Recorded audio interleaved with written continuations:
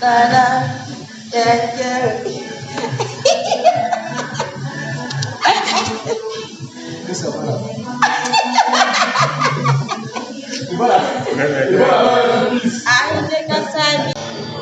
Hello, my sister. I see one person here buy. Now Sunday market. Sunday market within my area. And therefore go buy am. Buy I see eat banga soup with chicken, better chicken, live chicken. Person no fit travel to village without buying bread again. Now who starts this thing?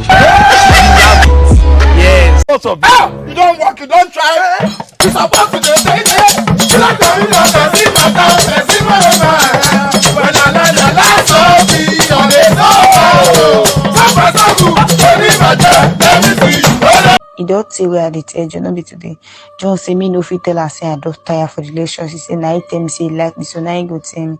Now I tell her say even if you dey force me dey date, sure you know say you no go force me marry. Now that one you know. It's better we get broken relationship now than broken marriage. If you want to talk, you go say he don't say where we dey date they come now for the comfort. In fact, but wetin you call they do call? I no fit my brother, I no fit die. If he call be say truly because of say I say I know they date John, now I call harm me or he call kill me or anything, but me no go no say me no say even if he kill me, it shall never be well with him. My blood go always dey cry for head. That is one thing. Well, I don't already make up my mind. If he be say na die, I want to die for this relationship matter. Pikin fly away no the year word. Now they follow corpse to the grave. That is me.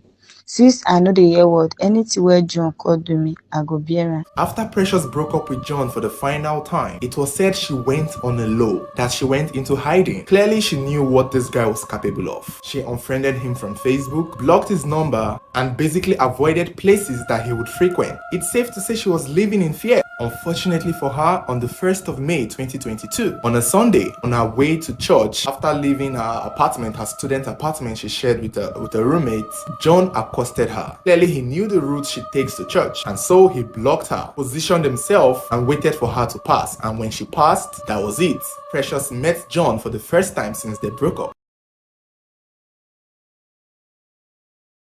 Now, it's unclear how he managed to get her into the uncompleted building, but somehow from the street, they entered into this bushy uncompleted building. I personally don't think Precious would have done that in her right senses. Although in his confession, he claimed that, he begged her and they both agreed to go inside the uncompleted building to talk things out. That's what he said, but I don't believe him. I feel he threatened her, most possibly with a weapon, because it doesn't make sense that she would agree to go into that bushy uncompleted building with him just to talk things out. Now, it's unclear what truly happened inside this uncompleted building that led to the tragedy, but according to his confession, he was trying to get her back, trying to convince her, trying to apologize, and she kept refusing. And then they had an argument, and somewhere along the line of their argument, according to him, she hit her head on the wall and started bleeding from her face. That's according to him. He did not say he pushed her. He did not say he hit her. He just said she fell and hit her head. But that is not even the worst part of his confession. This is the worst confession I've ever heard. He then went on to say when she fell on the ground, she started bleeding from her head, from her face. He claimed he was confused, that he did not know what to do. Instead of running out of the uncompleted building to call for help, because where the uncompleted building is located, there are residential buildings around it. There are people there. It's like a student area. So